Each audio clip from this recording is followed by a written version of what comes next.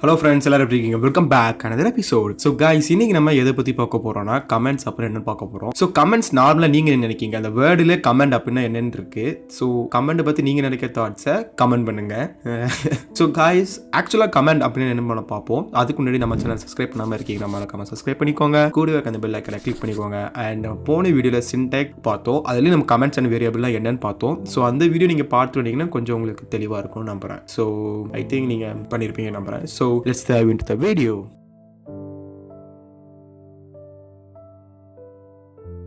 So guys, ஆக்சுவலாக comments நம்ம எதுக்கு நம்ம யூஸ் பண்ணுறோம் அப்படின்னு நம்ம புரிஞ்சுக்கிடுவோம். லைக் நம்ம ஓவர் பீரியட் ஆஃப் டைம் வந்து நம்ம எல்லாருமே கோடிங்கை வந்து நல்லா கற்றுக்கிடுவோம், ரைட்? நம்ம எல்லாருமே கோடிங்கை வந்து நல்லா ஒரு மாஸ்டர் ஆயிடுவோம். ஸோ அதை அப்படி பார்க்கும்போது நம்ம நிறைய ப்ராஜெக்ட்ஸ்லாம் நமக்கு வரும். அண்ட் நம்ம நிறைய ப்ராஜெக்ட்ஸ்லாம் ஒர்க் பண்ணுவோம் அண்ட் நம்ம எரர் சால்வ் பண்ணியிருப்போம். ஆஃப்டர் 2 months, இப்போ ஏதாச்சும் ஒரு ப்ராஜெக்ட் நம்ம ஒர்க் பண்ணிட்டு ஆஃப்டர் 2 months கழிச்சு நம்ம இன்னொரு ப்ராஜெக்ட்டில் ஒர்க் பண்ணுறோம்.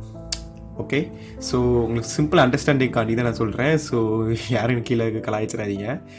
அண்டு ஸோ ஆஃப்டர் 2 months கழித்து நம்ம வந்து மறுபடியும் பேக் நம்ம ஏற்கனவே ஒர்க் பண்ண ப்ராஜெக்ட்ஸ் பார்க்கும்போது வந்து நிறைய ஸ்டேட்மெண்ட்ஸாக இருக்கும், நம்மளுக்கே புரியாது.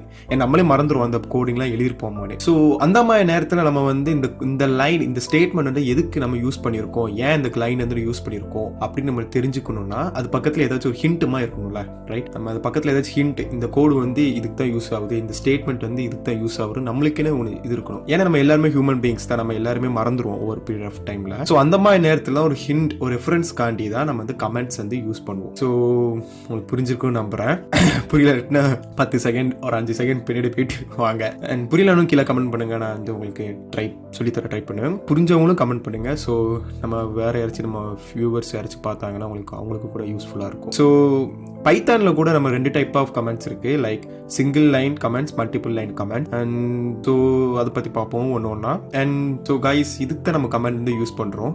ஸோ இன்னும் உங்களுக்கு புரியலன்னா இன்னொரு எக்ஸாம்பிள் சொல்கிறேன், அது உங்களுக்கு புரிய நம்புறேன். அண்ட் இப்போ பர்சன் ஏன்னு ஒருத்தர் வந்து ஒரு கோடு வந்து டைப் பண்ணி வச்சிருக்காரு.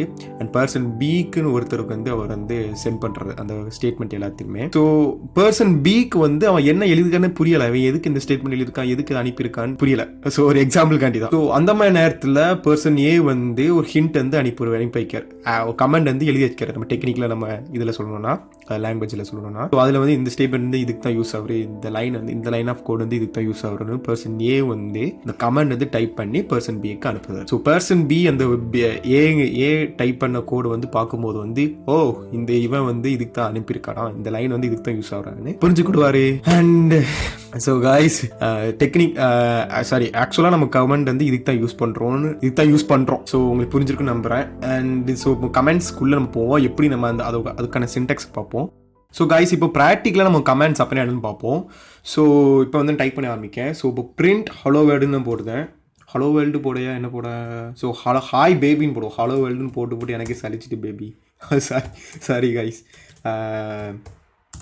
ஓகே, இப்போ வந்து நான் ஹாய் பேபின்னு போட்டிருக்கேன். ஸோ என் ஆப்போனண்ட்டுக்கு, அதாவது என் பேபியை பார்க்குறவனுக்கு இந்த கோடை வந்து டிலீட் பண்ணாத அப்படின்னு நான் சொல்லணும்னு நான் ஆசைப்பட்றேன். ஸோ இந்த கோடை வந்து டிலீட் பண்ணாத அப்படின்னு நான் அவன்கிட்ட சொல்லணும். ஓகேவா? அதுக்கு நான் எப்படி பண்ணுவேன்னா கமெண்ட் வழியாக தான் பண்ணுவேன். ஸோ இப்போ வந்து டோன்ட் டிலீட் திஸ் கோடுன்னு டைப் பண்ணுவேன்.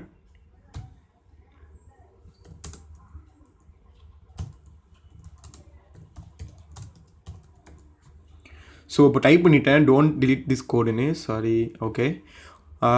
ஸோ இப்போ நான் டைப் பண்ணிட்டேன் டோன்ட் டிலீட் திஸ் கோடுன்னு. இப்போ ரன் பண்ணி வைக்கேன். What? Syntax error. So guys, இப்போ வந்து சின்டாக்ஸ் எரர்னு வந்துட்டு. ஸோ ஆக்சுவலாக இப்போ இதில் பைத்தன் வந்து எனக்கு என்ன சொல்ல வருதுன்னா, தம்பி நீ பிரிண்ட் ஹாய் பேபின்னு போட்டிருக்க, அது ஓகே. இந்த டோன்ட் டிலீட் திஸ் கோடுன்னு போட்டிருக்கியாப்பா, என் சின்டாக்ஸ்லேயே கிடையாது. என் ரூல்ஸ் படி நீ டோன்ட் டிலீட் திஸ் கோட்னா எழுத முடியாதுன்னு சொல்ல வருது. ஓகேவா? அதனால நம்மளுக்கு வந்து எரர் வந்து காமிக்கி, சின்டெக்ஸ் எரர்னு.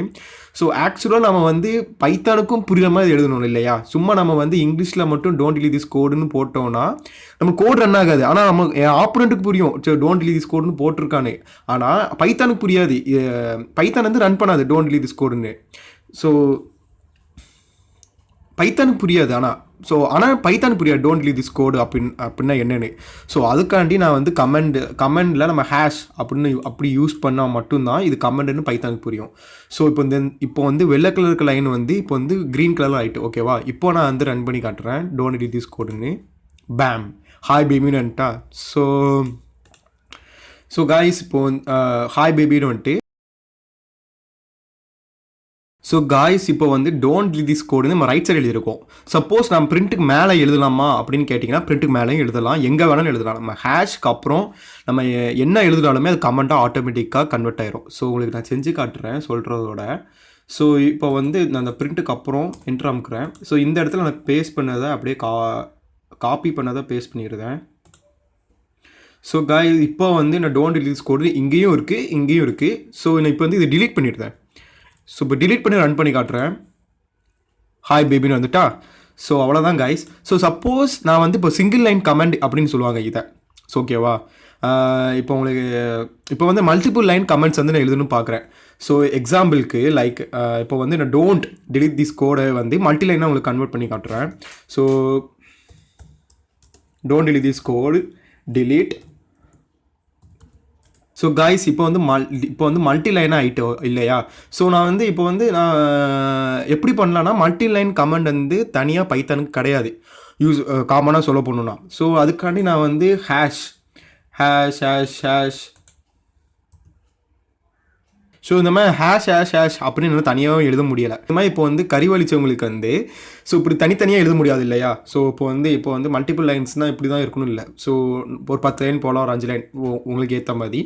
ஸோ நான் வந்து ஒரு லைனுக்கு நான் வந்து ஹேஷ்னால் போட முடியாது, எனக்கு வந்து டைமும் வேஸ்ட் ஆகும். ஓகேவா. ஸோ அதனால இப்போ வந்து அது கன்வெர்ட் பண்ணுறதுக்காண்டி தான் ட்ரிபிள் கோட்ஸ் வந்து நம்ம யூஸ் பண்ணுறோம்.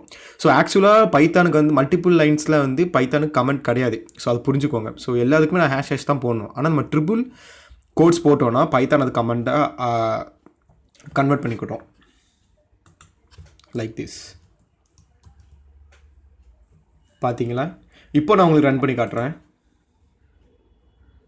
எஸ், ஹாய் பேபின்னு வந்துட்டா. ஸோ காய்ஸ்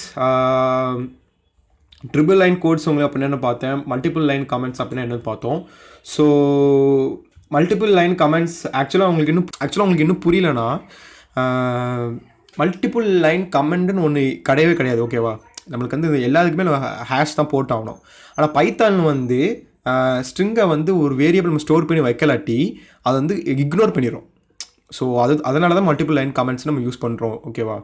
ஸோ உங்களுக்கு புரிஞ்சிருக்கும் நம்புகிறேன். புரியலைன்னா கமெண்ட் பண்ணுங்கள். ஸோ லைக் அப்பப்போ லைட்டாக வளர்கிற மாதிரி இருக்குன்னு நினைக்கிறேன். ஸோ ஓகே காய்ஸ், இப்போ இவ்வளோ தான். ஸோ உங்களுக்கு இந்த வீடியோ உங்களுக்கு பிடிச்சிருந்ததுன்னா மறக்காமல் கமெண்ட் பண்ணுங்கள் அண்ட் சப்ஸ்கிரைப் பண்ணுங்கள். அண்ட் கீழே நான் உங்களுக்கு எக்ஸசைஸ் கொடுத்துருப்பேன், கீழே இல்லாட்டி டிஸ்கிரிப்ஷன் இல்லாட்டி கமெண்டில். ஸோ அதுக்கான ஆன்சரை நான் நெக்ஸ்ட் வீடியோவில் சொல்கிறேன். ஸோ அந்த இதை உங்களால் சால்வ் பண்ண முடியுதான்னு பார்த்துட்டு கீழே ஆன்சர் பண்ணுங்கள். உங்களுக்கு ஆன்சருக்காண்டி நான் காத்துட்ருக்கேன். And tata, see you, love you guys, lots of love, thank you.